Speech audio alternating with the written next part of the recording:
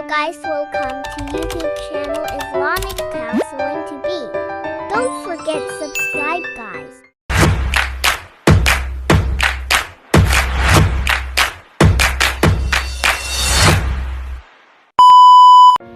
Assalamualaikum warahmatullahi wabarakatuh. Perkenalkan, nama saya Rizka Lena Putri dengan NIM 121060017, Program Studi Bimbingan Konseling Islam kelas 2B. Adapun video ini saya buat untuk memenuhi ujian akhir semester dengan mata kuliah pemahaman tingkah laku yang diampu oleh Ibu Bariati SPD MPD. Adapun materi yang akan saya bahas yaitu yang pertama, mekanisme perilaku menurut teori psikodinamik, behavioral, dan humanistik. Yang kedua itu perkembangan kecerdasan dan kepribadian. Yang ketiga itu motif, motivasi, dan sugesti. Yang pertama, saya akan membahas tentang mekanisme perilaku teori psikodinamik. Teori psikodinamik adalah teori yang berawal dari Sigmund Freud. Lalu, psikodinamik berfokus pada pikiran alam bawah sadar dalam perkembangan kepribadian. Perspektif ini juga terfokus pada penyebab biologis dari perbedaan kepribadian. Perspektif psikodinamika menekankan arti penting kekuatan yang disadari dan tidak disadari yang mengarahkan perilaku, konflik kepribadian, dan dampak pengalaman masa kecil yang masih melekat. Selanjutnya saya akan menjelaskan tentang mekanisme perilaku teori behavioral.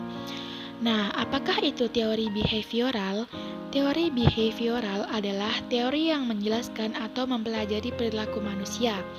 Behavioral berfokus pada peran dari belajar dalam menjelaskan tingkah laku manusia dan terjadi melalui rangsangan berdasarkan stimulus yang menimbulkan hubungan perilaku reaktif atau respon hukum-hukum mekanistik. Asumsi dasar mengenai tingkah laku teori ini adalah bahwa tingkah laku sepenuhnya ditentukan oleh aturan, bisa diramalkan dan bisa ditentukan.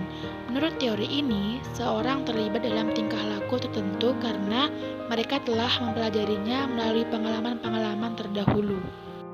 Selanjutnya ada mekanisme perilaku teori humanistik.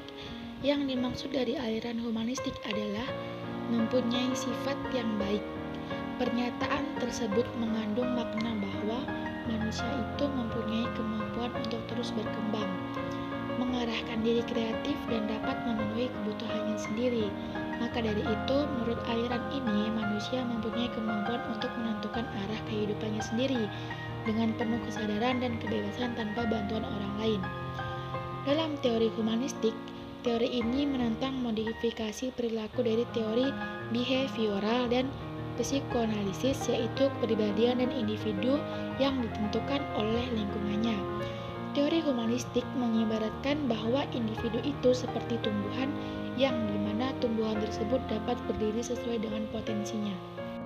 Selanjutnya kita akan membahas ke materi yang kedua, yaitu perkembangan kecerdasan dan kepribadian.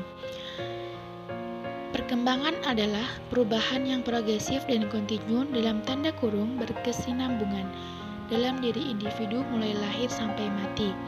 Pengertian lainnya yaitu perubahan-perubahan yang dialami individu atau organisme menuju tingkat kedewasaannya yang berlangsung secara sistematis, progresif, dan berkesinambungan baik menyangkut fisik maupun psikis. Di sini juga ada ciri-ciri perkembangan secara umum, yaitu yang pertama, terjadinya perubahan dalam aspek fisik dan aspek psikis. Yang dimaksud dengan aspek fisik yaitu perubahan berat badan dan organ-organ tubuh. Dan aspek psikis yaitu matangnya kemampuan berpikir, mengingat, dan berkreasi. Yang kedua, terjadinya perubahan dalam proporsi, yang dimana proporsi tubuh anak itu berubah sesuai dengan fase perkembangannya, dan perubahan imajinasi dari fantasi ke realitas. Yang ketiga yaitu lenyapnya tanda-tanda yang lam. Yang dimaksud lenyapnya tanda-tanda yang lam adalah lenyapnya kelenjar thymus atau kelenjar anak-anak yang tumbuh seiring bertambahnya usia, dan lenyapnya gerak-gerik kanak-kanak dan perilaku impulsif.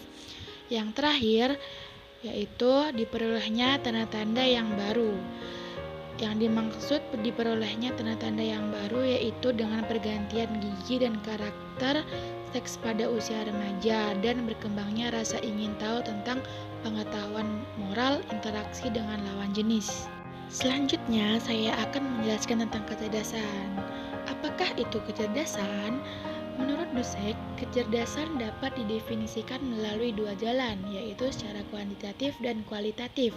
Secara kuantitatif, kecerdasan adalah proses belajar untuk memecahkan masalah yang dapat diukur dengan tes inteligensi. Sedangkan secara kualitatif, kecerdasan merupakan suatu cara berpikir dalam membentuk konstruk bagaimana menghubungkan dan mengelola informasi dari luar yang disesuaikan dengan dirinya.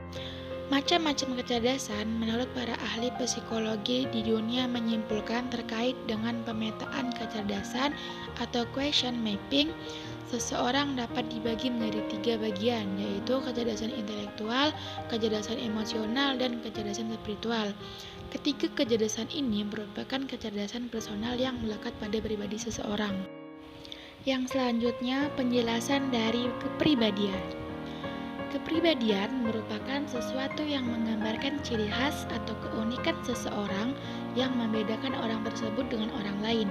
Dengan mengetahui kepribadian seseorang, maka akan dapat meramalkan perilaku yang akan ditampilkan orang tersebut dalam menghadapi suatu situasi tertentu.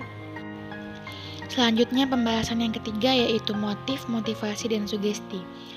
Pengertian dari motif merupakan suatu dorongan, hasrat, keinginan, dan tenaga penggerak lainnya yang berasal dari seseorang. Motif ini memberi tujuan dan arah kepada tingkah laku manusia. Selanjutnya yaitu pengertian motivasi. Menurut Redman, motivasi adalah kekuatan yang bertindak pada suatu dalam diri seseorang, misalnya ide, emosi, atau kebutuhan fisik yang menyebabkan seseorang berperilaku dengan cara tertentu. Selanjutnya yaitu pengertian sugesti.